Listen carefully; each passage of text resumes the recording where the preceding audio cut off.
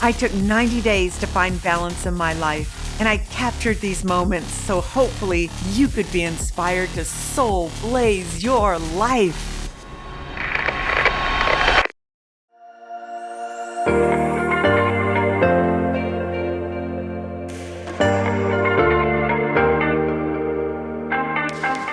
Wong is a world-renowned, award-winning fashion designer with a fascinating past. She was born into a family of very modest means in the remote countryside of southern China.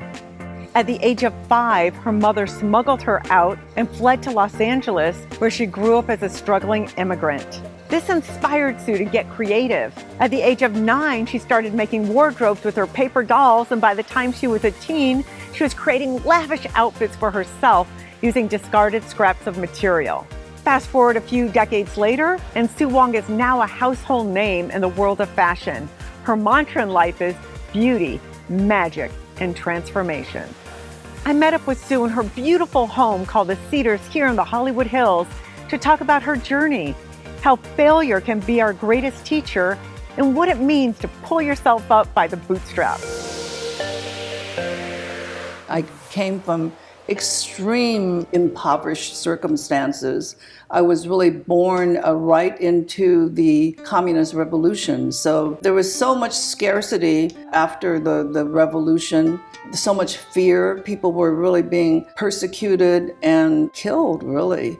But anyway, I journeyed here to America. My mother was very, very brave, a very brave woman, and she basically risked everything, including her life and my life even. And she sold her wedding jewelry into this little pillow, which I really clutched. She, at the border, traded that in for our freedom to the guard there. And we were greeted by our relatives on the other side who basically whisked us to safety. Somehow at age 9, is that when it was that you decided to make a collar for one of your dresses out of a doily? I was so embarrassed by the way I looked because my mother would just really stitch these sort of makeshift China dresses out of little calico pieces of cotton that she would pick up for 35 cents. You know, a yard at J.J. Newberry's, the dime store. I back remember in those that, days. Unfortunately. Yeah. But she would just really stitch these funny-looking China dresses, and all the other girls wore these really frothy organza little, dresses and frocks, and then I had my funny, clothes or hand-me-down clothes that she would really get from distant relatives. So I kind of, just took the incentive to start designing and making my own clothes. My mother had a little Singer sewing machine, so I just really, started making paper dolls first, and based on that, I started creating my own clothes at age 9. So that is a true story. Yeah, so do you think that's when the bug hit you? Did you have it at that moment, I want to become this giant in the fashion industry? They say that necessity is always the mother of invention. So I had no toys, so I started really, making my own paper dolls. I would draw them, and then I would just create these really elaborate wardrobes for them. They were just utter fantasy.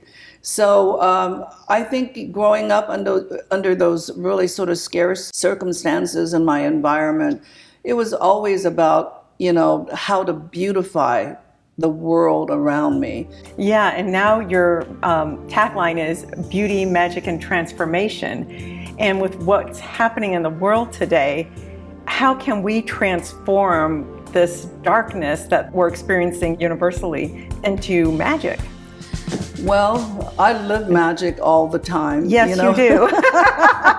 And you might say that I'm a little bit of a, alchemist and magician myself. Yes. I became an artist, or maybe I was born an artist, but I really use that as a modality of healing because I'm really one of those, what I would call a creative intuitive.